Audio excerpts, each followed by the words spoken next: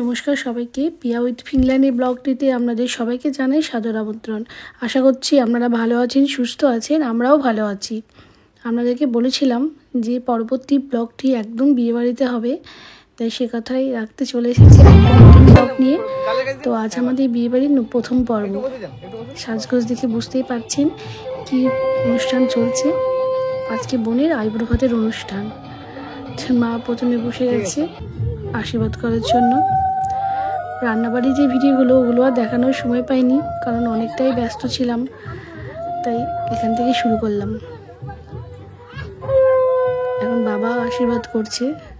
এই আইবুড়ো ভাত কথাটি যতটাই শুনতে ভালো, মেয়েদের জীবনে ততটাই বেদনাদায়ক, কারণ এই আনুষ্ঠানিকভাবে অবিবাহিত জীবনে শেষ ভাত হচ্ছে এই আইবুড়ো ভাত, বাপের বাড়িতে শেষ ভাত খাওয়া আর কি।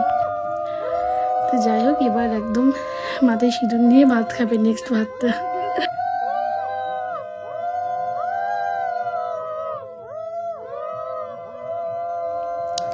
এখন আমরা আশীর্বাদ করছি। আসলে অনেকটাই বেলা হয়ে গেছে, এরপরে আবার বিকালে অনেক অনুষ্ঠান বাকি আছে, তাই আমরা তাড়াতাড়ি করার চেষ্টা করছি যাতে 2-3টের মধ্যে সব কমপ্লিট হয়ে যায়। অনেক মানুষজনই খাওয়া দাওয়ার ব্যাপার আছে, তাও তো সব এখন আত্মীয় স্বজন এসে উপস্থিত হয়নি। বিকালের মধ্যে আশা করি অনেকেই চলে আসবে।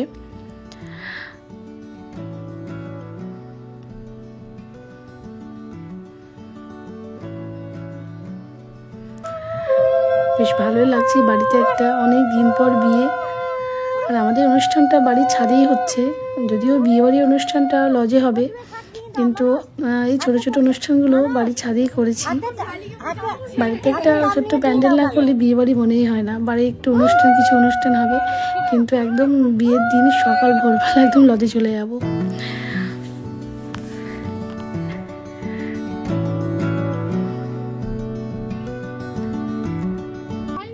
ক্যামেরা দাদারা আমাদেরকে পোজ দেওয়ার জন্য বলছে। আসলে আমরাই পরে তখন ওনাদের তো বলবো যে কই ভালো ভালো ছবিগুলো, কারণ ওনাদের ছবির প্রত্যাশায় আমরা বসে থাকি। যতই আমরা ভিডিও করি, ছবি তুলি, কিন্তু ক্যামেরাম্যানদের দাদার হাতের যে জাদু সেটা কাউরি হাতেই থাকে না। তাই আমরাও পোজ দিতে প্রস্তুত। এই গিফটগুলো আমাদের তরফ থেকে আমরা দিলাম। যদিও আমাদের প্রথা যে বিয়ের একদম শেষে, মানে বিয়ের পরের দিন সকালবেলা যখন বিদায় হয়, তখন সবাই আশীর্বাদ করে গিফট দেয়, কিন্তু এই গিফটটার খুব পছন্দ যে কালকেও গায়ে হলুদে পড়বে, তাই আগেই দিয়ে দিলাম। এটা একটা পালসের সীতাহার, সাথে কানের। এ হচ্ছে আমার মাস্ততো দিদি। মাস্ততো দিদি বলা ভুল, নিজের দিদির মতোই আর কি। একদম মানে আমাদের বড় দিদি থাকলে যে যে কর্তব্যগুলো করতো সবই করে, সারা জীবনই করে আসে। পাশে দুজন বসে আছে, তারা হচ্ছে আমার বোনঝি, দিদির মেয়ে। তাদের সাথে তো একবার আমরা পরিচয় হয়েছে, এই যখন সেই লগ্নপত্র হলো বোনের বিয়ের, দেখেছেন। এই হচ্ছে বোনের বান্ধবী, এই সবাই হচ্ছে বোনের বান্ধবী। তবে এই যে শাড়ি পরে আছে দুজন, এরা হচ্ছে বোনের একদম চাইল্ডহুডের বন্ধু, একদম ক্লাস 5 থেকে ওরা একসাথে, একই পাড়াতে বাড়ি, কিন্তু বিয়ে হওয়ার পর সবাই 3জনে 3 জায়গায়। মেয়েদের জীবন সত্যি বিভিন্ন মানে খুব প্যাথেটিক আর কি। এই বিয়ে হয়ে গেলে আবার কবে কবে যেন দেখা হবে। যাই হোক, কিছু করার নেই।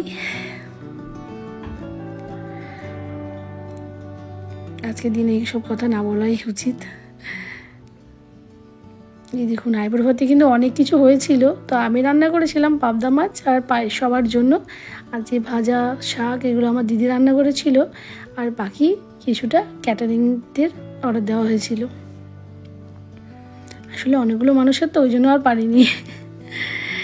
যাই হোক, কেমন লাগলো আজকের ভিডিও অবশ্যই জানাবেন। নেক্সট ভিডিও খুব তাড়াতাড়ি নিয়ে আসবো, পরবর্তী অনুষ্ঠান।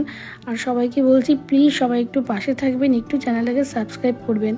আমি অনেক লেট করে ভিডিও দিই বলে আমার সাবস্ক্রাইবার কিন্তু একদমই বাড়ছে না, তাই প্লিজ সবাই একটু সাপোর্ট করবেন।